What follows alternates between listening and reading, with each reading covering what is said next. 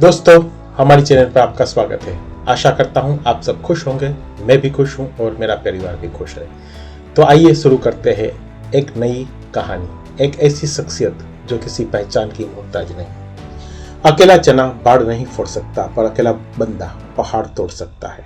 एक बंदा अमेरिका से रूस गया पुरानी मिसाइल्स के खोखे खरीदने, ताकि उनसे कुछ ऐसा बना जा सके जो आज तक कोई नहीं बना पाया था। रॉकेट, जमीन से उड़ने वाला नहीं, उड़कर फिर से जमीन पर आने वाला रॉकेट। ऐसा रॉकेट जो किसी ने सोचा भी नहीं होगा कि पॉसिबल होगा। अगर किसी ने सोचा होगा तो उसके पास में आइडिया नहीं होगा कि कैसे रॉकेट को जमीन पर वापस उतारना है, और अगर किसी के पास में आइडिया भी होगा तो उसने किया नहीं होगा। लेकिन ये बंदा जो रॉकेट की ABCD भी नहीं जानता, जिसने किसी भी कॉलेज में कोई रॉकेट इंजीनियरिंग की डिग्री नहीं ली थी, वो बंदा ऐसा रॉकेट बनाना चला था जो उस टाइप के रॉकेट बनाने वाली बड़ी बड़ी कंपनी को भी नहीं पता होगा। जमीन पर वापस उतरने वाला रॉकेट लॉन्च तो कई साल से होते आए हैं। कोई रॉकेट को लैंड करके दिखाए तो उसे बोलेंगे रियल दुनिया का आयरन मैन। इस बंदे से रूस वालों ने जरूरत से ज्यादा पैसे मांगे। यहाँ तक कि कहा जाता है कि रूस में जो उस बंदे की मीटिंग हुई थी, वहां की कमेटी के साथ उस मीटिंग में उस बंदे का बहुत बुरी तरह मजाक उड़ाया गया था। यहाँ तक कि यह भी कहा जाता है कि उसके मुंह पर थूका भी गया था, और इनको कहा गया कि तेरे पास पैसे तो नहीं है, और आ गया मिसाइल खरीदने। ये बंदा बिना डील पूरी किए वापस अपने कंट्री आ गया और उसी दिन से किताब उठा ली इस सवाल के जवाब में कि मैं क्यों नहीं बना सकता रॉकेट। मैं ऐसा रॉकेट बनाऊंगा जो कि बहुत कम खर्च में अंतरिक्ष में जा सके, और इसके बाद ऐसा रॉकेट बनाऊंगा जो लॉन्च के साथ साथ जमीन पर वापस भी लैंड कर सके। बंदे ने एक के बाद एक किताबें पढ़ डाली और शुरू कर दिया अपना पहला प्रोजेक्ट। सन 2006 पहले लॉन्च के 37 सेकंड के अंदर ही लॉन्च के बाद रॉकेट वापस जमीन पर आकर गिर गया, और ये गिरना ऐसा था कि उस रॉकेट के टुकड़े टुकड़े हो गए।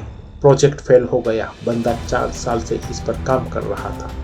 2002 से उसने काम शुरू किया था। 2006 में उसका पहला प्रोजेक्ट फेल हो गया। पैसों का भारी नुकसान हो गया। बंदे ने फिर सवाल ढूंढने की कोशिश की, यार कहाँ कमी रह गई, रॉकेट लॉन्च क्यों नहीं हो पाया।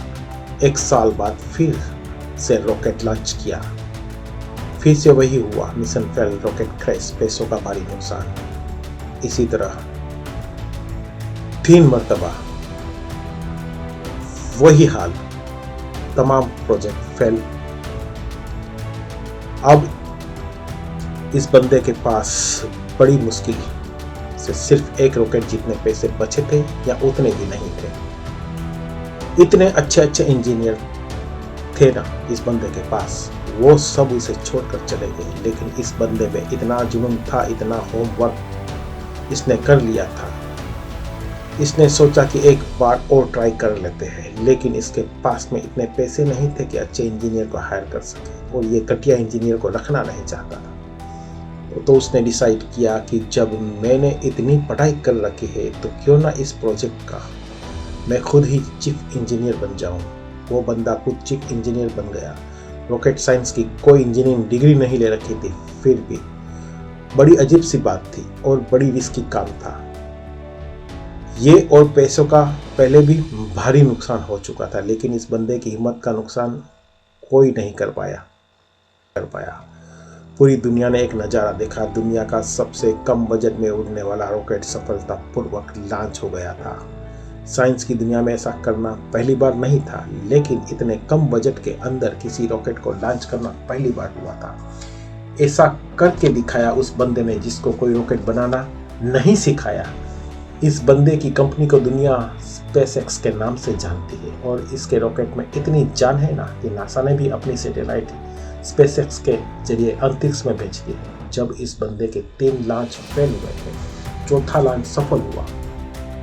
नासा वालों ने कहा हमें तुम्हारा रॉकेट चाहिए, और सक्सेसफुल लॉन्च में उसके बाद डील पक्की हुई, क्योंकि इससे पहले सैटेलाइट को लॉन्च करने में नासा का बहुत खर्चा होता था। लेकिन ये बंदा यहीं पर नहीं रुकने वाला था। बोला कि अब ऐसा रॉकेट बनाऊंगा जिसको बार बार यूज़ किया जा सके। आम तौर पर क्या होता है कि जब किसी सैटेलाइट को स्पेस में लॉन्च करना होता है तो वो सैटेलाइट अंतरिक्ष में ले जाकर वो खुद भी उसके साथ साथ चला जाता है।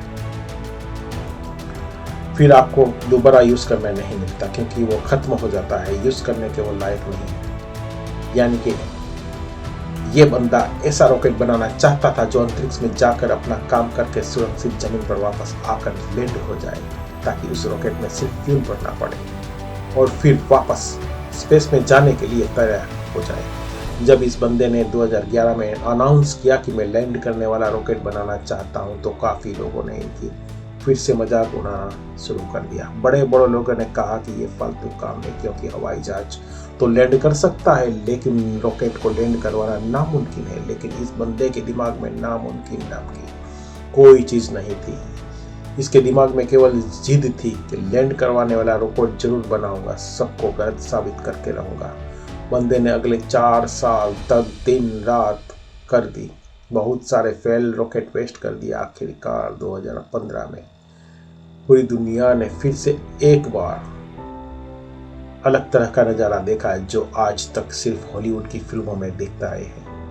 इस बंदे ने लैंड करने वाला रॉकेट बना दिया, असंभव को संभव कर दिया, और ये बंदा फिर नहीं रुका। उस अंतरिक्ष में जाने वाले सैटेलाइट कैरियर रॉकेट को इसने पानी पर तैरते प्लेटफॉर्म पर बड़ी एक्यूरेसी के साथ लैंड करके दिखाया।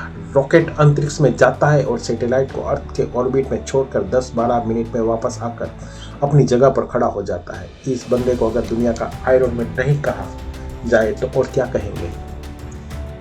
ये वही बंदा था कि जो बचपन में इतनी किताबें पढ़ डाली थी कि एक समय ऐसा आया कि इसके पास में किताब कम पढ़ने लगी, लेकिन बंदे को पढ़ना था तो किताबों का स्टॉक खत्म होने के बाद में पूरा इंक्लोपीडिया भी पढ़ डाला।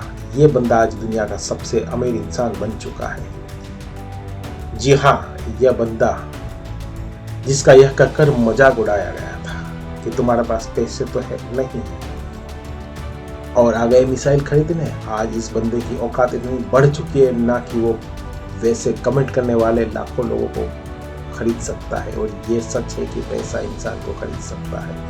और ये बंदा अमीर क्यों ना बने, क्योंकि वो डिजर्व करता है। इलन मस्क नाम तो सुना होगा, इस नाम में जान है, क्योंकि इस नाम के पीछे जो बंद है ना, उसके नॉलेज में जान है। कहानी यहीं पर खत्म नहीं होती। इलन मस्क ऐसा बहुत सारे काम करना चाहते हैं जो शायद इम्पॉसिबल लगता है, पर ये नहीं भूलना चाहिए कि वो लैंडिंग वाला रॉकेट भी किसी टाइम पर इम्पॉसिबल लगता था। इनके बहुत सारे ऐसे प्रोजेक्ट चल रहे हैं जिनके बारे में कोई सोच भी नहीं सकता है। इनमें से एक फेमस प्रोजेक्ट है हाइपर लूप्स। इसमें जमीन पर हवाई जहाज से भी ज्यादा स्पीड पर ट्रेवल करने का प्रोविजन होगा, ऐसी टेक्नोलॉजी होगी। अब अपने देश की बात करते हैं जहां पर दुनिया के सबसे ज्यादा जवान लड़के और लड़कियां हैं, इतने ज्यादा कि कई देशों की इतनी पॉपुलेशन नहीं है। हमारे देश में भी टैलेंट की कोई कमी नहीं। जरूरत है तो सोच को विजन देने की, विजन के लिए आइडिया जनरेट करने की और आइडिया को एक्शन में बदलने की। इलन मस्क का फ्यूचर प्लान जो है, धरती के अलावा कोई ऐसी जगह ढूंढ रहे हैं कि जहां पर बस्ती बना सके, जहां पर इंसानियत सुरक्षित रह सके।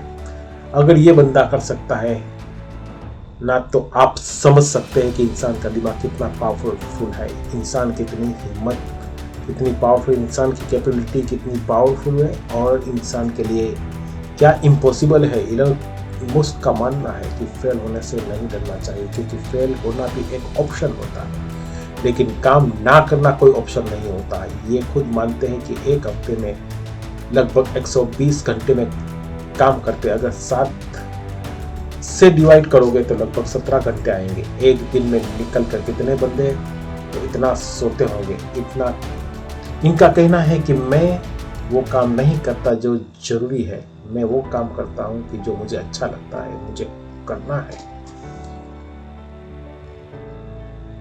ये कहते हैं कि अच्छे स्कूल और अच्छे कॉलेज में जाने से बंदा एजुकेटेड नहीं होता, क्योंकि मैं कभी भी हार्वर्ड यूनिवर्सिटी में नहीं पढ़ा, फिर भी वहां पढ़ चुके कई टैलेंटेड स्टूडेंट और इंजीनियर मेरे अंदर काम करते हैं। इनका कहना है कि एक्स्ट्रा ऑर्डिनरी बनने का हर इंसान के पास एक मौका होता है। इनका ये भी कहना है कि अगर आप फेल नहीं हो रहे हो तो इसका मतलब आप लाइफ में कुछ नहीं कर रहे हो।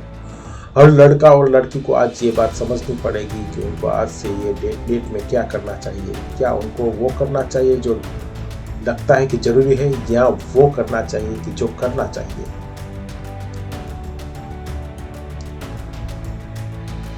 एलन मस्क का मानना है कि नॉइज से ध्यान हटाकर सिग्नल की तरफ ध्यान देना चाहिए। उनका मानना है कि कोई प्रॉब्लम नहीं होती, प्रॉब्लम का सलूशन ढूंढना एक प्रॉब्लम है। शब्दों में थोड़ा सा फेरबदल करने से पूरा वाक्य अर्थ वाला बदल जाता है। माइंड में थोड़ा सा विजन आपकी पूरी जिंदगी बदल कर रख सकती है। अगर आपकी लाइफ में कोई प्रॉब्लम नहीं है ना, तो प्रॉब्लम क्रिएट करो खुद के लिए, और वो कैसे करोगे, एक बड़ा लक्ष्य निर्धारित करके। हमारे देश के युवाओं को आज इस क्रांतिकारी मनुष्य से सीखने की जरूरत है। हालांकि ये भी सच है, हमारा देश ऐसे क्रांतिकारी युवाओं से भरा पड़ा है, बस उनको अपने आप की पहचानने की जरूरत है। वो बंदे भी एलन मस्क की तरह कुछ ऐसा कर सकते हैं जो कोई भी नहीं कर सकता। दम है तो कुछ बड़ा करके दिखाओ।